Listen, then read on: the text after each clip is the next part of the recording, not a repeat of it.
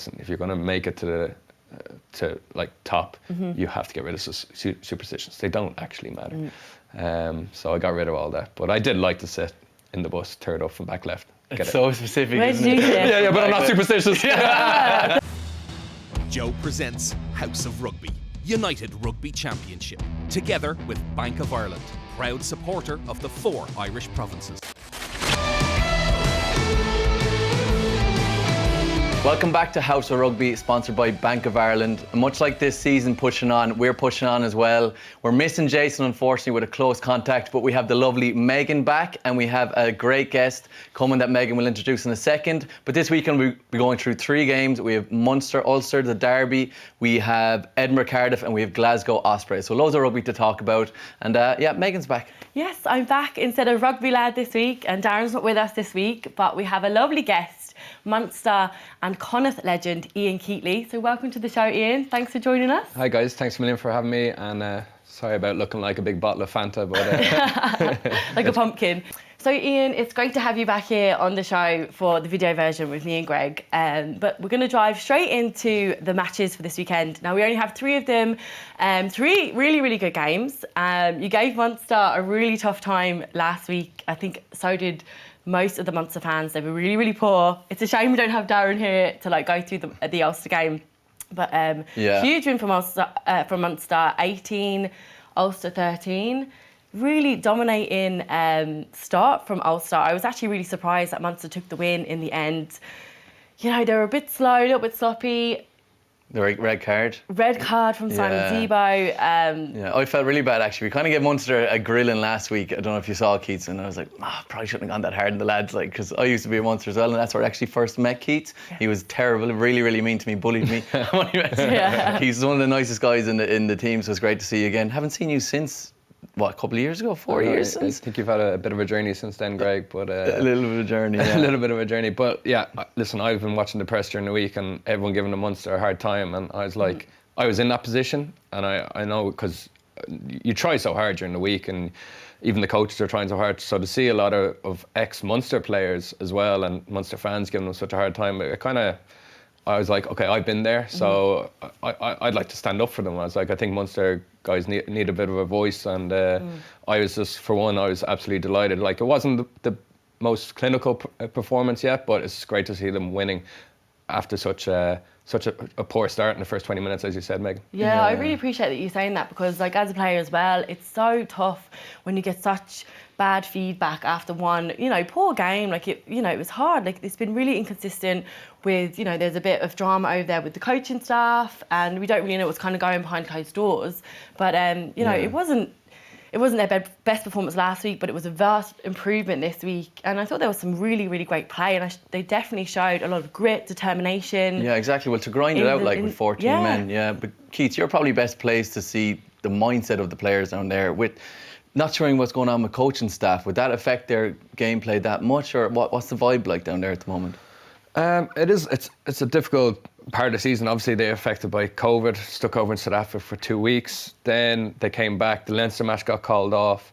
Yeah. Then a few of them played the Connacht game, and then the other half played the Ulster game. So they haven't actually kind of gelled as a team yet together. So, and I think there is, at rugby, the more times you can play together, gel together, the better your performance can be. So I hope there is, it was obviously rusty against Connacht, still rusty again against Ulster, but they got the win, which is the main thing. Yeah. So let's hopefully now they kick on in Europe now this weekend. Do you think they're lacking a lot of talk about saying that we have much? There's no sign of any game, gameplay, a game plan. Sorry, what do you think they have a game plan? They're looking ahead for Munster? What does it look like for the next few weeks? From my opinion, from the outside in, it looks like they do have a game plan, but it doesn't seem to be that creative, in my opinion. But that's not down to players. I think that's down to the coaching staff, who are having a change of honour, or not change of honour, what's change of guards. So so what do you think? In the game plan, Keith? I know you probably can't give us too much detail, but what's it looking like down there? Because it seems to be very box kick orientated and not much creativity. But you tell me. Yeah, I wouldn't say everyone's saying it's a box kick. It's a pressure based game, and it's the same way South Africa play. South Africa, I think they got pretty good results of that. It's the same way England played and they got to the final of the World Cup. The same way Saracens play, who have won a few leagues themselves. So it works. Yeah, and it's very stat-based orientated, which sometimes it's not pleasing on the eye. And when you do win the match, the fans are like, okay, it's a win, it's good, okay, not big. But when you lose, they do. And it's been the same. It's the Munster DNA. It's the way they've been playing. It's the way they've had success. When O'Gara and Stringer were there, they always talk about Stringer kicking, O'Gara kicking to the corners. It's a very like keep the pressure on. You're not going to put your own name in there now. Keatley, the way Keatley kicked to the corners. If I had that 50-22 rule, I was like, I would have been a god. Yeah, so that was my main. That was my main game. That was your thing. Yeah, but as I said, like kicking to the corners, like it's not. People don't get up off their feet with excitement because it's like a kick to the corner. It's like, oh yeah, good kick, well done. Yeah. But like a line break or an offload is what the fans want, and it's the entertainment. So that's what's wrong with Munster a little bit at the moment. It's just the entertainment factor. Teams want to be entertained, and there is that little bit of enviness of like Leinster who have a really good mix. Like they're exciting, attacking rugby. They still have a good kicking game, but I think if all the teams have that little bit of, they're a little bit jealous of the way Leinster play. Yeah. And I think that's kind of where we all need to get to. Yeah, Leinster are exciting at the moment. But hopefully there's a couple of people maybe coming in, which we'll touch on later in the show, coming into Munster that might make it more creative. But so to actually discuss the game, Munster won 18-13, as you said, Megan, and there was a little bit of drama beforehand. Peter O'Mahony didn't make it to the pitch for some reason that Keatley won't tell me why, but I'm presuming it was some sort of little knock. I hope he's all right. Tadhg Beirne came in for him and Alex Kendellen came onto the bench. What did you make of their performance, Ian? Yeah, not a bad replacement to have for Peter O'Mahony. As Tadhg Beirne came in, and I think he was the standout player. That's why he's a Lions player. He came in, some crucial turnovers, some lovely hands, some great line-out work, and then Kendellen came in and scored the crucial try. Bit of a fluke, but the way it just bounced into him. But it was great play by Munster before that in the build-up to it. Yeah, Tadhg was fantastic. It was actually his 30th birthday as well, and he got player of the match. Huge, like you said, 3 massive turnovers in the game, and he was outstanding. Really kind of nailed down that position, because he was starting on the bench, wasn't he? Yeah, well, I'd say Tadhg Beirne is arguably the best poacher in the world at the moment. Like, he just is unbelievable at it. I don't know, does he practice that much down in training, Ian? Yeah, I'd say it does. I don't know how he finds that space. I saw a nice quote. It was like, Tadhg Beirne is getting into space where water wouldn't even get in. Like, it's unbelievable. I remember we played against him when he played with Scarlets, and Felix Jones had us targeting blue scrum cap. You see a blue scrum cap, you get there before he gets there. Because if you wait, he's in, and he's got the ball, and he's so good at staying in there. So, listen, I think he's probably the form player in the league right now. Yeah, no, he's incredible. And Alex Kendellen had a great game as well. He's come from PBC, I presume, isn't he? Yeah. And he just signed a 2-year contract there on Wednesday, so it's great to get him signed on, but got his first try. As you said, it was a little bit of a fluky one, but he still had to be there to get it. And it was it was a big moment in the game. And another big try in the game was Craig Casey's pass. And you want to talk about the conditions. How ridiculous was that pass for Haley's try?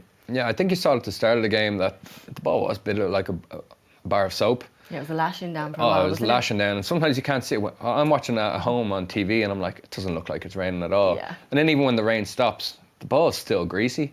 So for Craig to throw that pass off the base for 25, nearly 30 metres, that takes some skill. And yeah, serious it was skill. lovely by Craig. Yeah, unbelievable skill for the lads to be able to play under that kind of those conditions as well. Because like you were saying, it was lashing down.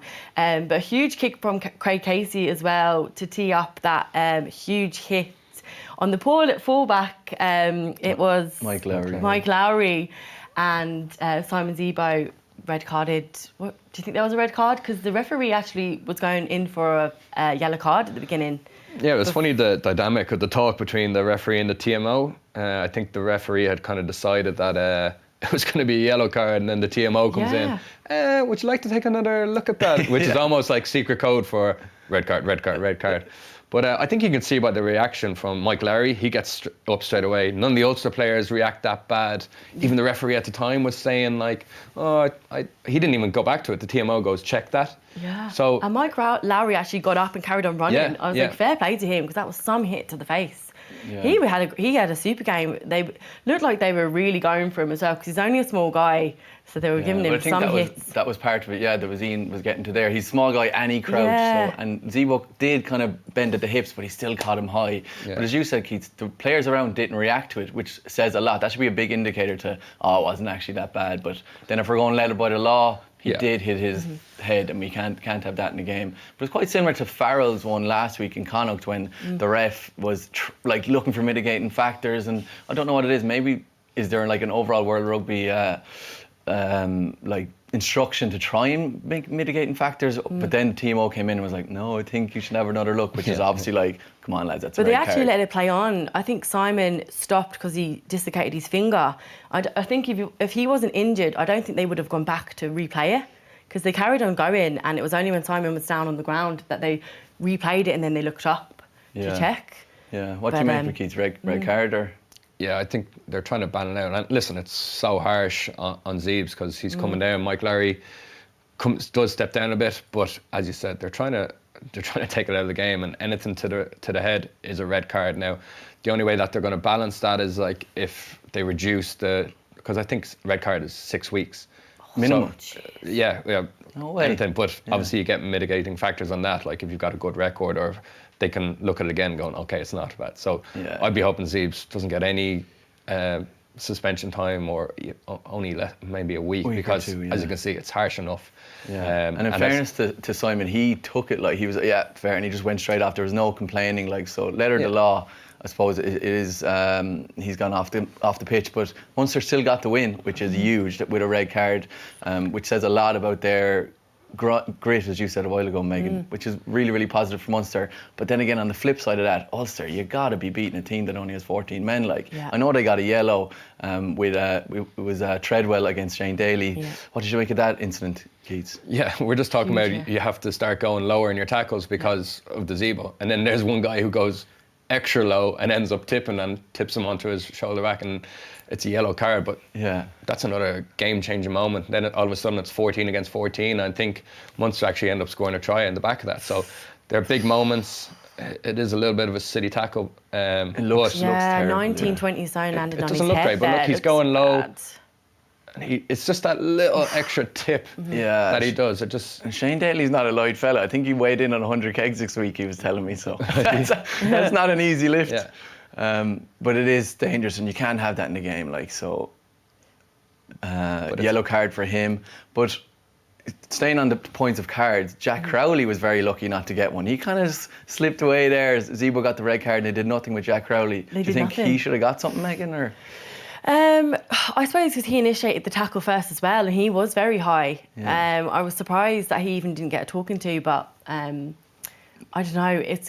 Like you were saying, when you get a red card, it feels like the game is done then. Yeah. If he was to get a yellow as well, there would have just been no flow into the match.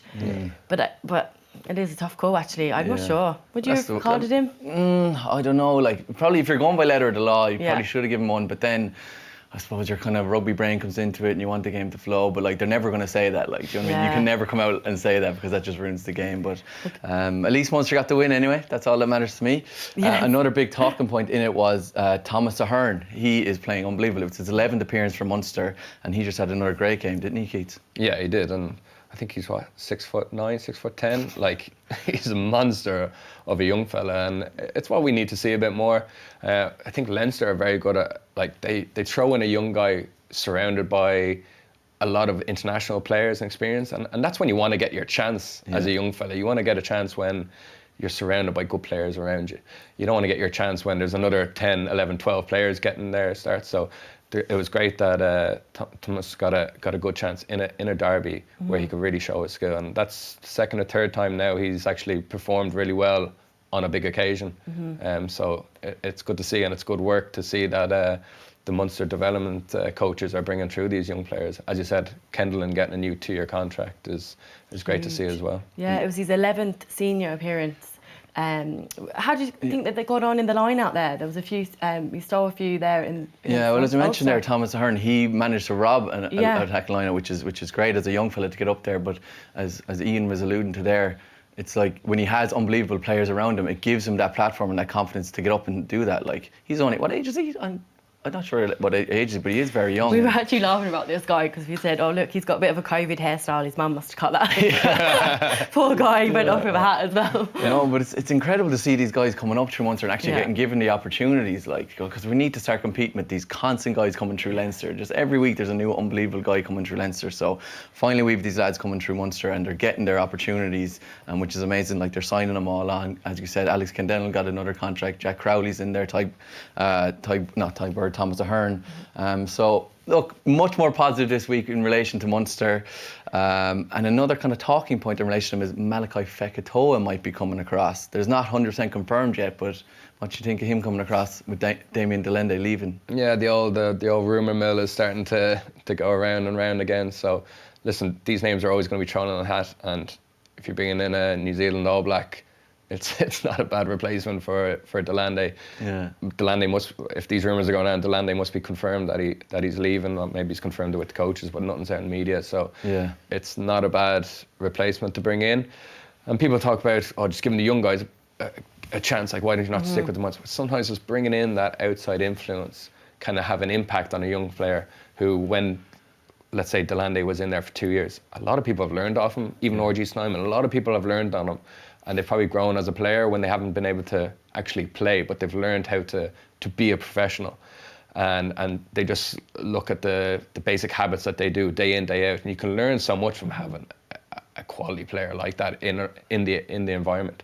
Yeah. So I know Delande's going, Fekito's coming in, he's going to bring another influence, and hopefully the young players around him, like the Jack Crowleys or the Dan Goggins or the young wingers coming through can learn from Fekito. Yeah, exactly. I think that is a nice balance to have an unbelievable international star surrounding the young guys. I remember when I came in, I think Doug Howlett had just left, and he's the best winger ever to play the game. Yeah. And I remember watching him as a young fella, and I was in there and I was like, oh my God, this is Doug Howlett. And he remember pulling me to the side and giving me little tips and stuff like that. I remember one training session, Zebo absolutely did me on the wing, and he just laughing at me, and Doug Howlett pulled me to the side and was like teaching me how to defend him the next time. And I was like, this is insane. Like, you know, Doug Howlett's here teaching me. So I'd say it's the same kind of thing. Fekito will come in and help the young fellas come up. But that's what you want. It helps to build your confidence. There's nothing worse as a young player when you're going into the squad and you do something wrong or silly or like not the right mistake, and your head is down, but like a senior player like that comes in and just gives you a pat on the back saying, no, don't worry, you have this next time, go forward. And it's just brilliant to have. And in fairness to Keith, he was pretty good like that with me when I was in there. Yeah. You were one of the best. I had to keep telling you what you're doing wrong. Like, come on, you do something right, Greg, will you? He'd always let me know every session that he did me or got me or something like that. But it was good because it would make me laugh, and it made me more comfortable in the pitch and want to be better. Like, so those kind of moments are huge, I think. Yeah. But you have that natural like coaching instinct in you. That's probably why you've gone into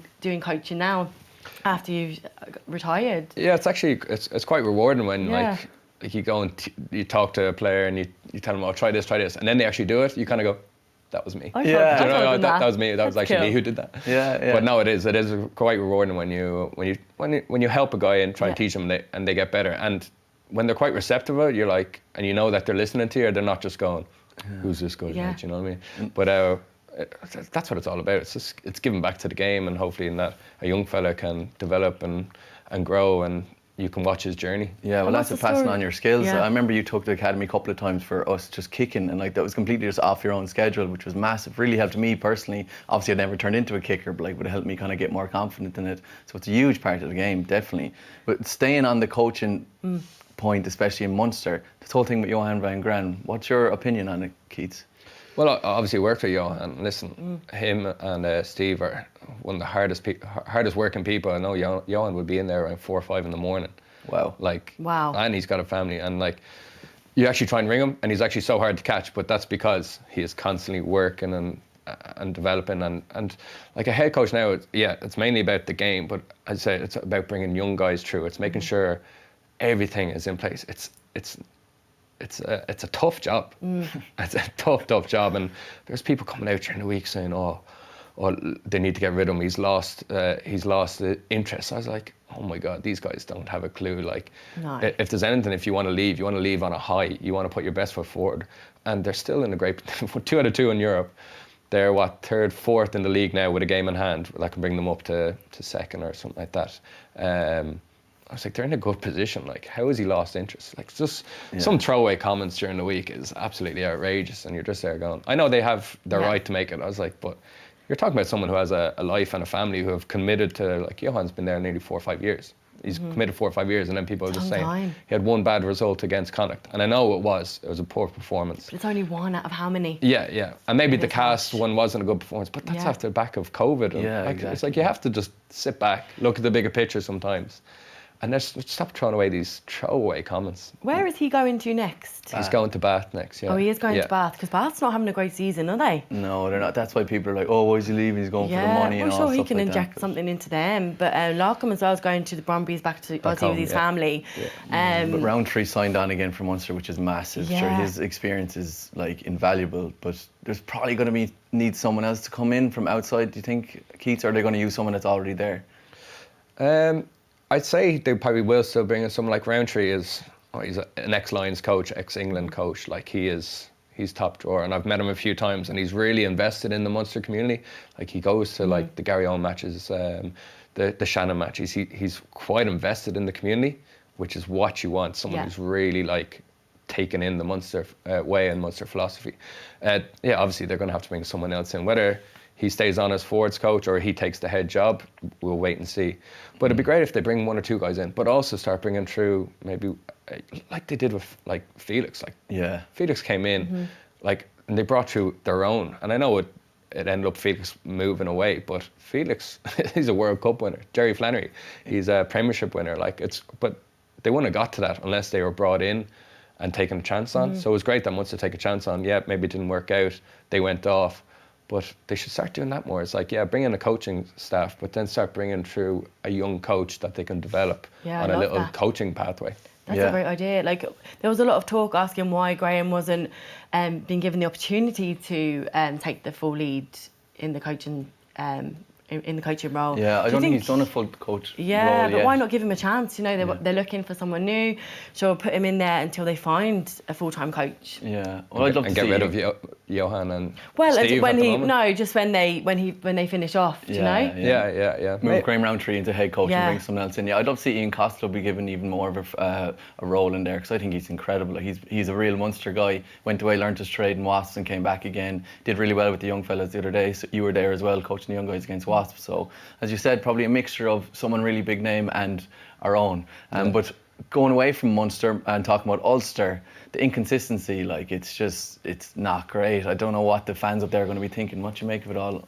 Yeah, I thought it was brave from Darren Cave here last week and Stephen Ferris to be slating Munster so much. And then they're playing them the next week. I was there going, you're slating Munster, you better make sure you win. And they didn't win, and Munster were down to 14 men.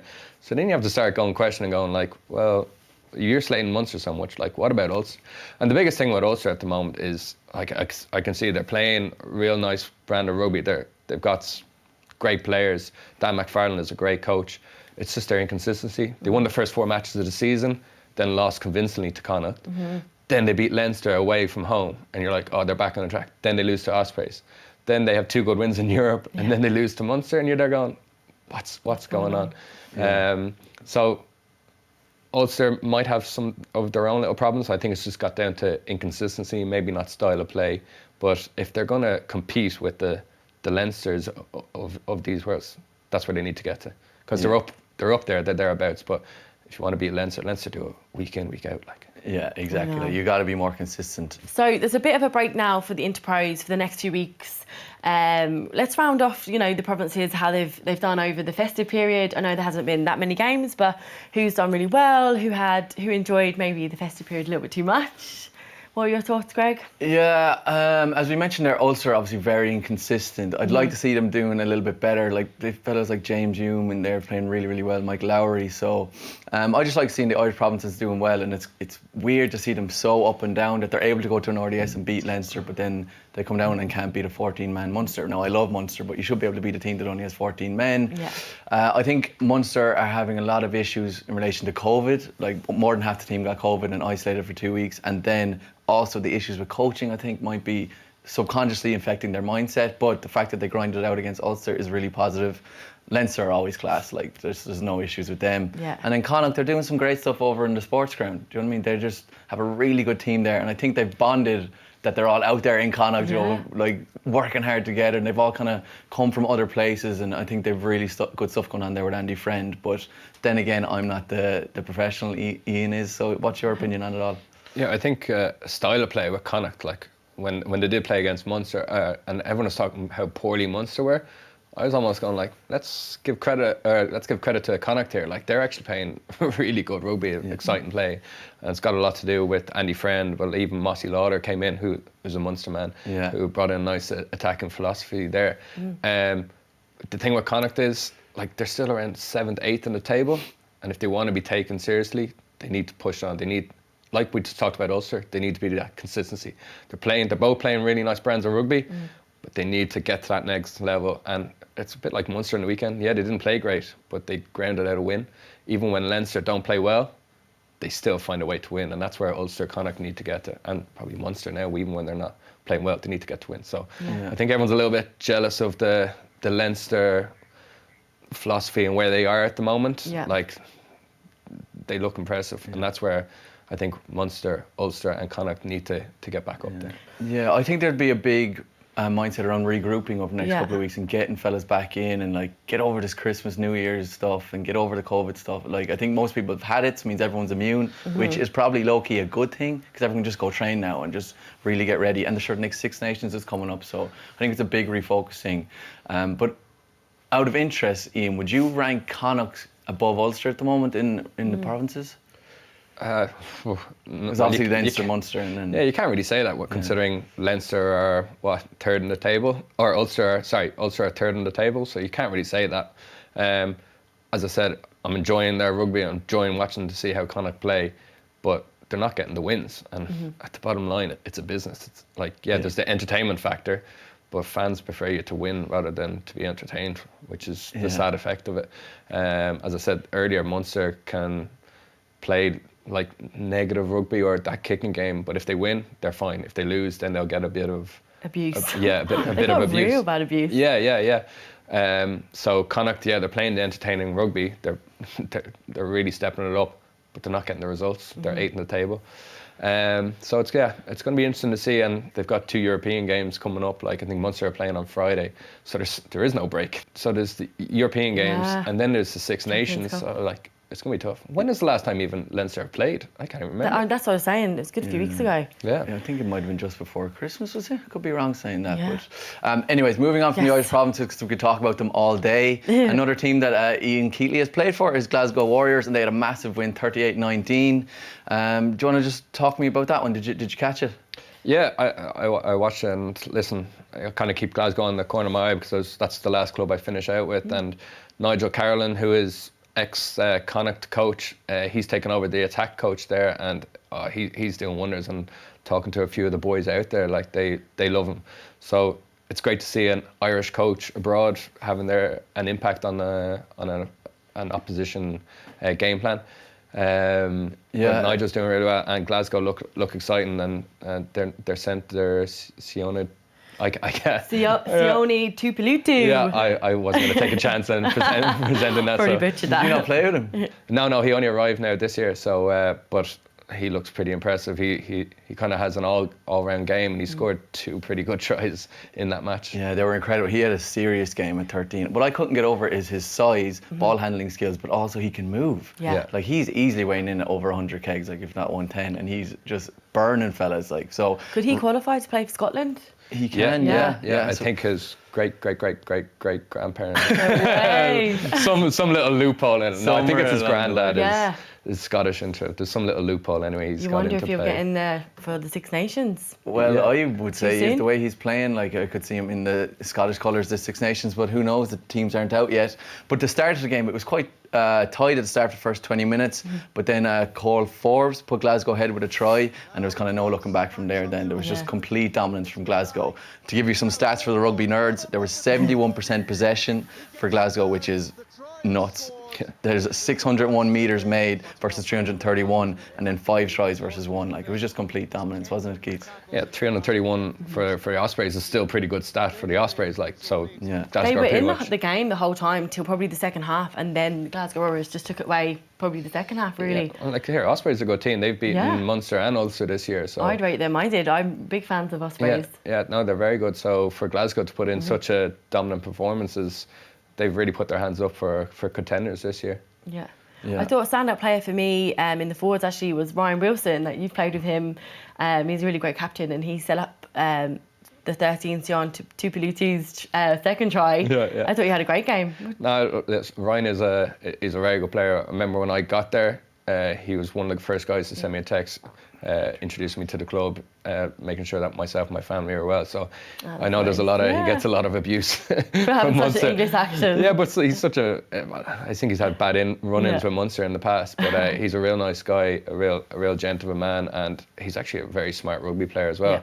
You can see we might see his try or Sioni's try later, and the line that he takes, he's just a smart rugby player. Yeah, 100%. And another guy to check out, to keep an eye on for Scotland, is a guy called Rory Darge. 21 years old. I don't know if you had to play with him. Was he there when you were there? Yeah, he literally. So he was with the Edinburgh Academy, and he had a choice to stay in Edinburgh or go to Glasgow, and Glasgow said, "Listen, we'll see how you go. We'll give you a bit of game time." Came in, hit the ground running, and he's their best forward probably this year. He's 21, but he's aggressive. He can carry, he can tackle, and he's got a few man matches already this year. It's mad, isn't it? Yeah, just 21 years old. I was like, Wow. Yeah, it's incredible what the right environment can do for a young fella, isn't it? Like, just lets them flourish. But what we've talked about, put a young fella in there with a good group around him, like, he will take off. If you give a young guy a chance with other 10 young guys, he's not going to establish himself as much. So throw a young guy in there and you'll be surprised. Exactly. At 21 years of age, he had 98 metres made in that game, and he had 12 carries, which is just, he's fronting up. He's obviously a very confident guy, so look out for him as well. Scotland have a really good thing going on over there. How do you think they've gone in the Six Nations? They're nice players around, don't they? Well, you just have to look at the league. And this has happened before. Edinburgh and Glasgow have done well, but Scotland haven't kicked on. So I think it's time now that Scotland, if you're going to do something, this is the right time, because you have some unbelievable players like Hogg, like Russell. Yeah. You see all the Edinburgh and Glasgow players now. So if you're going to win something, it's probably going to be this year, to make a statement in the Six Nations. As you just talked about those players there. So let's see how they do. But they always just seem to talk themselves up and then come in at fourth or fifth, and then.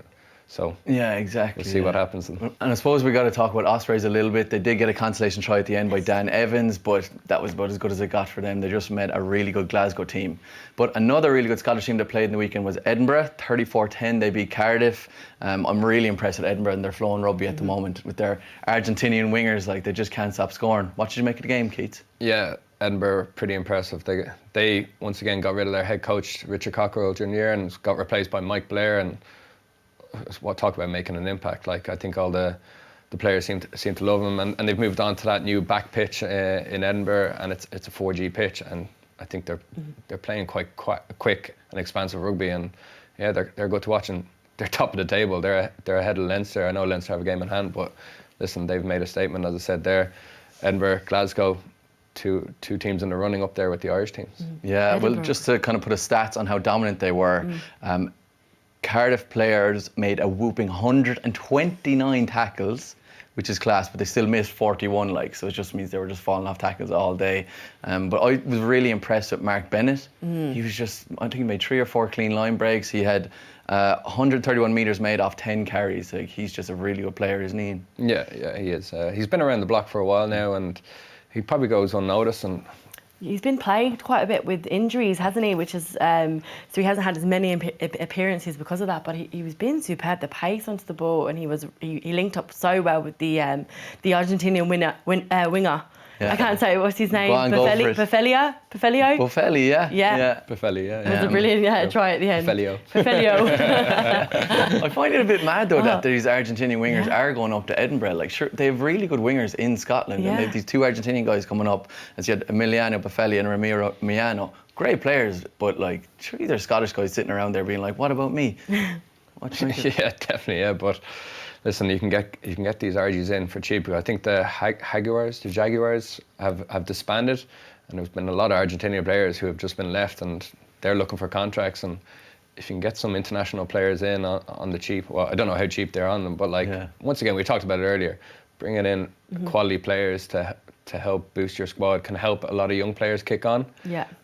And also they're helping Edinburgh and Glasgow kick on. So I think the crowds won't give out as long as they see results. If the results aren't there, they'll be giving out, oh, why are you not giving the Scottish guys a chance? But if you see results, then a lot of people will stay quiet. They're really entertaining, Edinburgh, to watch, aren't they? Like, so much pace onto the ball, and especially their first try, it was really made out of nothing. It's like a turnover from the back of the rock, and they were all really, really flat. And I think it was Kinghorn who just ran straight through down the middle, injecting so much pace into it, and he has been superb. I think he's an incredible athlete. Kinghorn, what do you think of him? Yeah, Kinghorn, where he first came onto the scene, he was only 18. It feels like he's been playing for years, and he's still quite young. But Kinghorn, he's a quality player. He kicked the ball a mile as well as his running game, and Edinburgh look decent enough. Yeah, they do, especially Mark Bennett as well. If you had him in your fancy rugby the weekend, you would have done incredibly. He had 16 carries, 135 metres gained, as I was saying, and his first half try was incredible, especially I like that one, but his second one was even better. He did the show and go and then kept going through. It was just so casual but so clinical.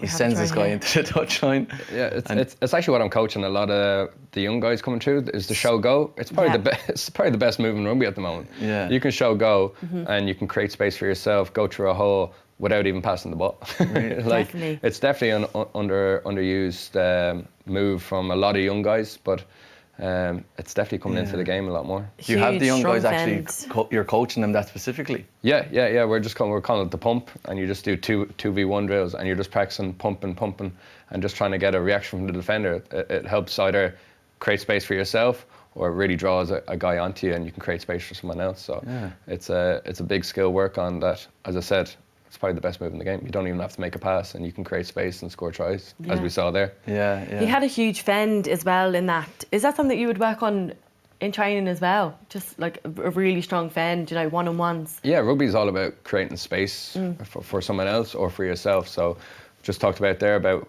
the dummy or the pump is trying to create space. But if you can, it's like a little triple threat. If you can pump, step, hand off, you're just creating that space between you and the defender. And that's what it's all about. Rugby, just trying to find those little margins of space, so you can, as I said, you can take the space or make space for someone else. Yeah. And they're the small margins in rugby. Yeah, big hand up in the face is never good. I've had a few, and it's soul destroying. Yeah. I've been there as well, to be fair, so Mark Bennett, incredible weekend, probably player of the weekend. We should probably mention Cardiff, though. The only glimmer of light for them really is that Liam Williams looks to be moving from Scarlets, so that's really cool, joining Thomas Francis and Talupe Faletau. So could Cardiff finally get things right with those fellas around? They had one good try. It was Owen Lane. He kicked the ball through. It was a good football skills. He kicked it like 3 or 4 times, but takes some composure and skill to be able to pick up that ball and score. So that was great. Yeah, for them, a little that was buzz a good moment. But I do think they need these extra players coming in to kind of spice them up a little bit. And Liam Williams is one of the best wingers in the world. So do you think that will kind of help them out, Ian? Or? Yeah, definitely. Listen, Liam Williams is a top quality player. It's transfer season around this time period, so. That's why it was funny when Van Graan and Larkham said that they were moving on. People were like, "Oh, just get rid of them." But you don't say that about a player, when the player says he's moving, it's like, "Oh, okay, he'll still do well for the end of the season." So it is that time of year, but I think it's great for Cardiff, and it's great for the URC that these players aren't moving away to France or to England. They're all staying within the URC, bolstering Cardiff, and the more top players in this league is going to bolster the competition. Yeah, definitely. 100%. Should we move on to nominations for Try of the Weekend? Yes. Yeah, okay. Yeah, so first up, we have our own Munster versus Ulster. Mike Haley had a lovely try. We kind of touched on it earlier. Craig Casey had an unbelievable pass, and once again, as Ian brought up, the conditions were ridiculous, which makes his pass even better. it's a good 15-20 minute pass off the base there, isn't it? Really good. Yeah, it's a nice try. Well, it's actually the build-up to the try before that when Jack O'Donoghue made the break, and obviously we can't show the whole thing, but the whole build-up to this try was excellent, and it got topped off there by Craig with that lovely pass, and I know Mike Haley will get the credit, but... Yeah. The second one, my man here, Sion Tupelutu, 13, go bashing through, great bit of skill, sidestepping a lot of people, and yeah, really good individual brilliance, I thought. Really strong from Ryan Wilson to keep that ball as well. Yeah, it's just a little pump there by the Glasgow fullback. Ryan Wilson with a great line. Yeah. It's just a little subtle line, little subtle change of direction, and some finish by Sione there.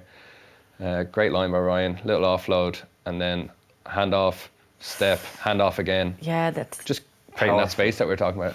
The 10 was a bit poor there, not holding on to that tackle. And then our last one was they faked doing a box kick and then whipped it wide, and there's Bennett that we were talking about, some acceleration through the gap, and he finds the winger here on the edge. Yeah, pass at full pace as well. Incredible. To finish off. Yeah, it's not a bad skill, but yeah, the fake box kick, because you set up a fake box kick. Yeah. The defence starts to drop off, getting back for the counter attack, and then you rip it out and you create that space for yourself. Yeah, very so simple but so intelligent. Like Yeah.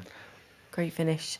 So who would be your favourite, Ian? You can take your pick. I love that try because Yeah. we talked about the fake kick and then thing, but I liked Glasgow's try. Yeah. That's because you just came from Glasgow. Biased. Could I not have picked the Munster try like I'm working with them? So no. I just think with the lines are running, the dummy, the lines are running, the handoff. It was a nice try. Yeah, I go with that one. It was an incredible try. What do you think? Yeah, Megan? same. I love that one. I thought he had a brilliant game. Do you want to mention his name again? Sion Tupelutu. Yeah. I think I've mentioned his name 5 times. Easy girl. I was like in my head last night practicing his name because I was like, that's unreal. I thought he was great. I hope your husband didn't hear you talking about it in bed, talking about his name. No, you nailed it. You nailed it. So should we move on to Jukebox of the week then? Jukebox of the week. Yeah. Jason's obviously missing. This is his favourite part of the week, but we'll continue on with it. The first one was from Walter Fifita, Glasgow versus Ospreys. Yeah, just a big man carrying in there. Great tackle though, to be fair. He was, yeah. These big island boys, they know how to square you up and just carry. This one is Megan's guy again. Like Tupelutu again for Glasgow. And it's gone with a pathetic effort there. Pounding through, really great carry here as well. So strong on the floor to be able to present that ball. Yes, and the last one here is Gavin Coombs carries into James Hume, and Nick Timoney gets involved as well, and they push Gavin Coombs over the edge, which is not an easy feat, and then handbags afterwards. Greg, you love that, don't you? I just am not. Greg was always about that when he was a player. I'm not a fan of that handbag stuff. Like, there's no need for it, but in fairness to James, that's a great tackle because Gav is a big man. Yes. So what do you think? What do you vote for, Megan? I am going to go. I like the first try, actually. The first one, Walter, I thought that was a great carry and super tackle. Keats, what are you thinking?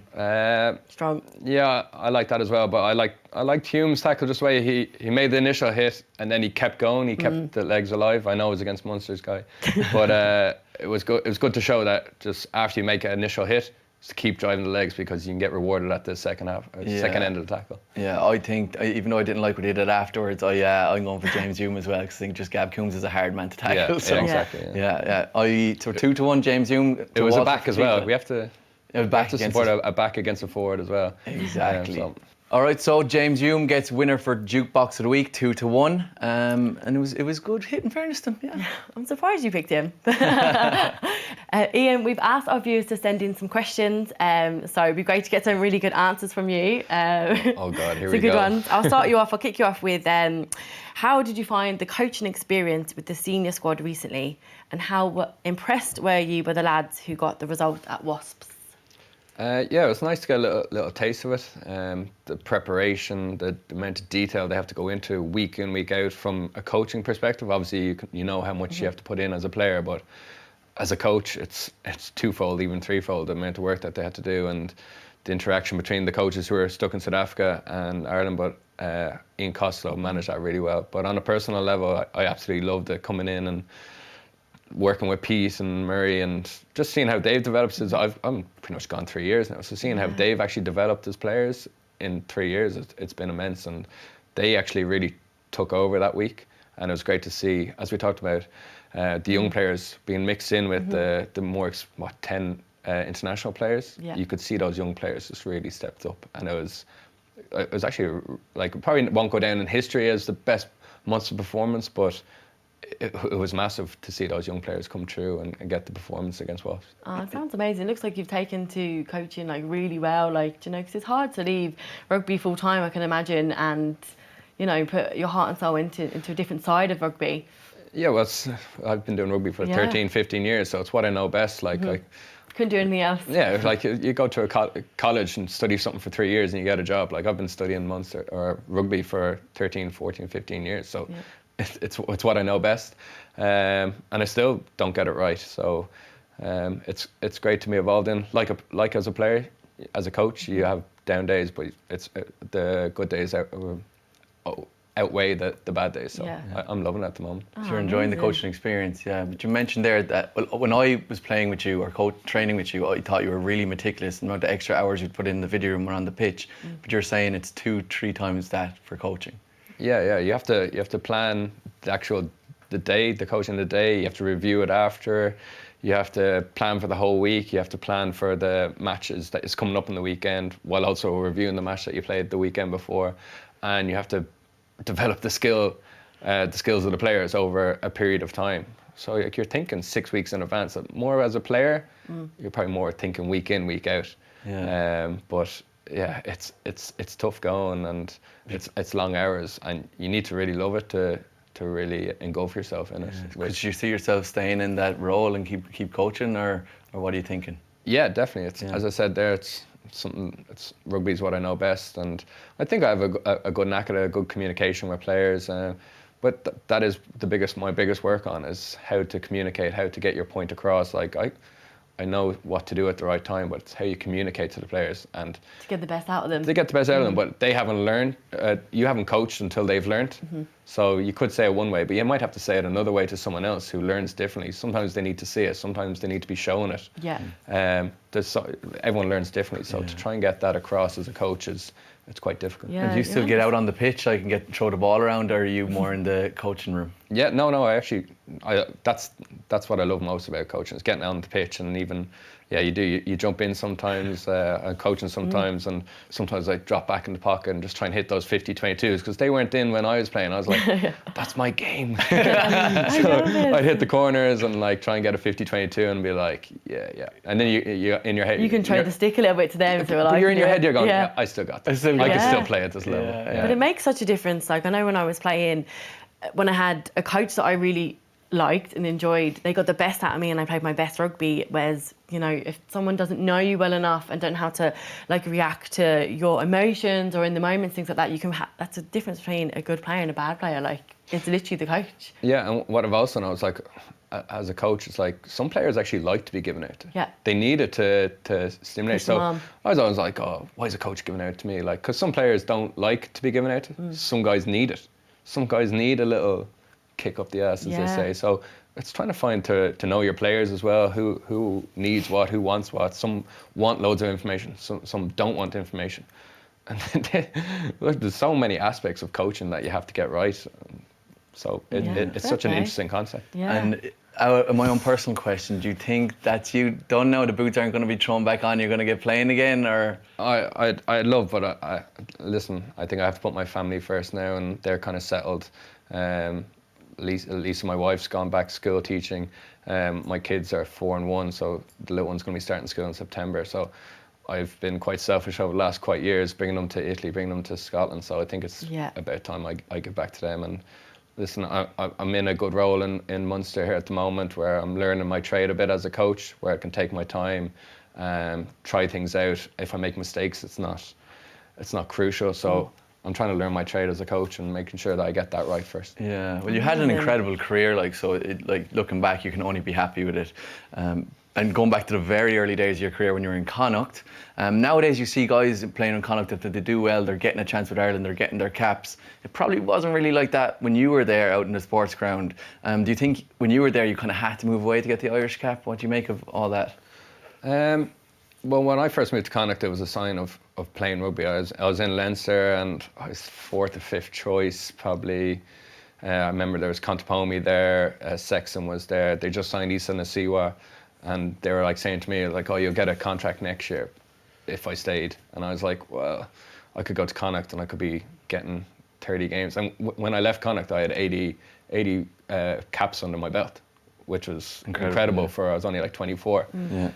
So to get that playing experience was crucial for me. And I think only Sean Cronin was an established probably Irish player at that time. There was John Muldoon and Gav Duffy they'd get 1 or 2 caps, but Sean Cronin was the only established kind of player. But now you can see there's like Robbie Henshaw was there, there's Kieran Marmion, Bundy Aki, Finlay Beelum, Ultan Delan, who are all established Irish players now, and we've got over probably 10 caps on average. They're all over that, so it's not a stepping stone anymore. Connacht have really put their foot forward, and as I said there earlier, they need to start performing in the league to be up 4th, 3rd in the league if they're really going to be kick on. So when you were playing for Munster, you were with them for quite a while. Do you have a most memorable moment for playing for them? It was 8 years, and it was a bit of a roller coaster ride sometimes, but I wouldn't change anything. There's a few, obviously. I wouldn't say there's one. Like, there's a few, obviously, getting your first Munster cap. Like, there's milestones, like your 100th, 150th. Wow. Obviously, the drop goal against Sale was an unbelievable feeling of pure emotion. Like, I'll never forget my roar after that when it went over, straight over the black spot. Unreal. Tee up the clip there. Yeah, but to actually win it, like a single moment when you know time's up to kick and to actually win it, it is an unbelievable feeling. Then obviously Axel passing away, jeez, that was one of the most emotional things. But that match in Thomond Park against Glasgow, like that's they're moments that you don't forget. Even being over in France, preparing for a match and finding out about Anthony passing away, like these are, like, apart from rugby, like take rugby out of it, these are like big life-changing moments in your life, and you appreciate a lot more things in life after these moments have happened. As I said, aside from rugby, so they've had big effects on the rugby, but more importantly, life-changing moments. Yeah, definitely. And shout out to Axel as well. Very, very, very, very sad. So moving on to the next question: who is the most intelligent player you've ever played with? You've been with a few teams now, so it's probably a tough one to pick one. Yeah, I'll pick. So it's fairly putting you on the spot. That's a tough question. Yeah. So in Connacht, I loved playing with Frank Murphy. Like, Frank Murphy would have done, like, he brought in like dead duck bounce kicks, or what do they call the floating kicks? Like when it dead ducks they called them. Yeah. And he was doing ones off boxing. I remember we were playing Munster one time, and Danny Barnes was under a receiving end of it, and he was under it, and the ball was like that, and it hit him straight in the face. It was brilliant. And then with sorry for the listeners, dead duck is when you kick the ball up and carry on, but it's not spinning. The ball's just completely dead. Yeah. And it's moving from left to right. Like you're under it. You're there trying to, like, it's just swaying from side to side. So that was hilarious. Frank Murphy taught you that. So that's quite a thing. And then with Munster, like, obviously had the Paul O'Connells, the Dougie Howletts, but actually, do you know who's quite Zebo? Like he admit himself, he wouldn't be like the most intelligent at school, but like on a rugby pitch, like when he saw space and like whenever we got a penalty advantage, he'd run some unbelievable lines for like little chipping over me. And he used to say to me, he was like, if we get a penalty advantage, look for me. Because we get penalty advantage, I look out, and you can see him start creeping forward. And we did one against Leicester one year that we got penalty advantage. It hit me, and I could just see Zebo at the corner of my eye, and I just chipped it over. And he just ran some really clever lines. Wow. Like you don't get so many tries for Munster without being a smart rugby player. Yeah. And then probably Glasgow, Ryan Wilson. We just talked about him there for one of the tries. Like he was. He was a line-out operator. He got all the forwards like in sync, and then he just run some really clever lines. Just a real kind of smart rugby player. Yeah, I'd say like Zebo and Wilson would be some crack, you know, at training. Is there anyone that stands out for you that would be like the most fun? Like, do you remember, you know, you know, on the training pitch? Like, what did you learn from them, and who was like the most fun that you had with, if you remember anyone? Yeah, probably Zebo or Dave Kilcoyne. Oh, he's so funny. Like, sometimes his mannerisms, he doesn't even mean to be funny, and you just kind of look at him and he starts talking, you just start cracking up laughing.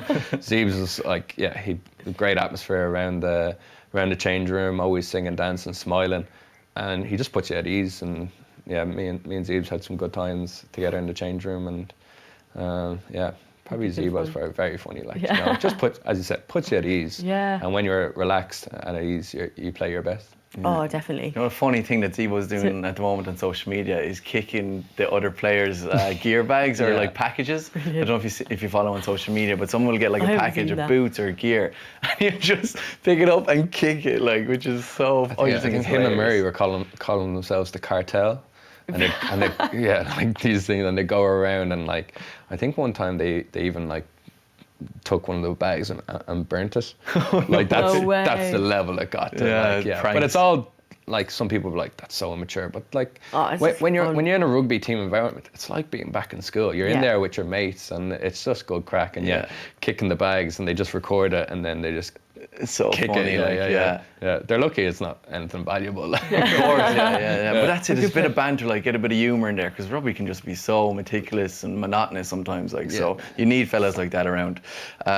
Moving on though, so the next question is regarding to the team bus, and whereabouts did you sit on the team bus in different teams, and did it change over the years? Were you back of the bus legend, or were you up at the front with the music on?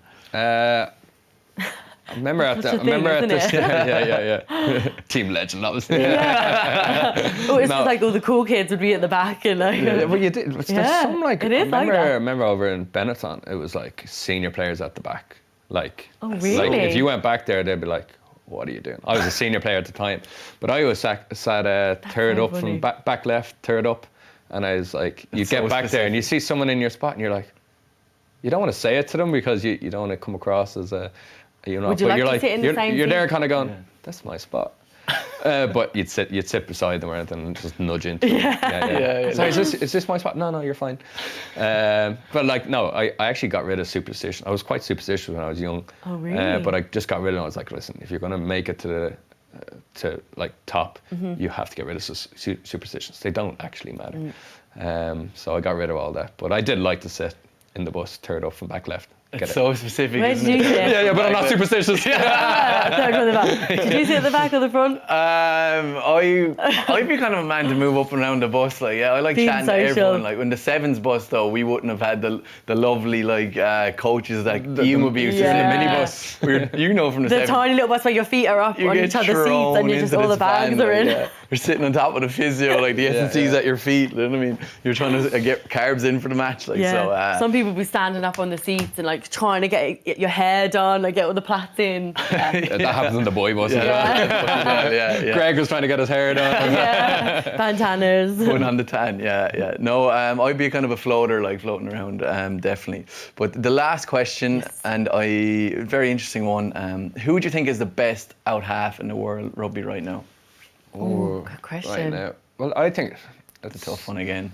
Yeah, it is tough because you have to understand like styles of rugby, and like every team plays so differently. Like you've got like, let's say the two New Zealand boys, Bowden Barrett and Richie Monger. Like they're two completely different. Like Richie Monger is more of like a tactical kicker, but he also can pass, run, kick. Bowden Barrett has got that electric pace, but he's probably not the best goal kicker in the world, and that's probably why he got replaced.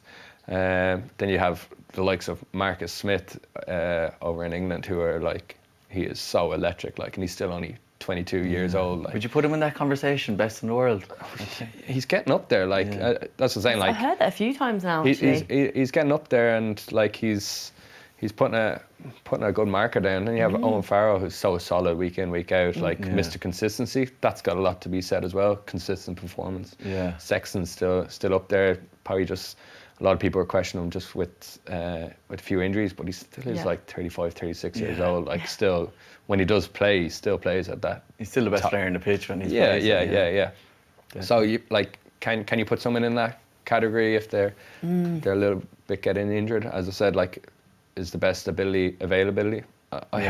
There's those comments. True. And then you got Ntomac over in France, who's playing with Dupont, who just that combination together for France is unbelievable. And they're still playing winning rugby, but it's entertaining, and that's what the crowds want to see. They want winning rugby with entertainment, especially the French. The French, and that's probably the ultimate. That's what Leinster are doing, the winning rugby, but they're entertaining. France are entertaining, winning rugby, and that's what the crowds want to see. You have to pick one. Mic drop. Yeah, he hasn't picked one yet. He's named like 6 out of that. I was gonna say, right, that's all we have time for.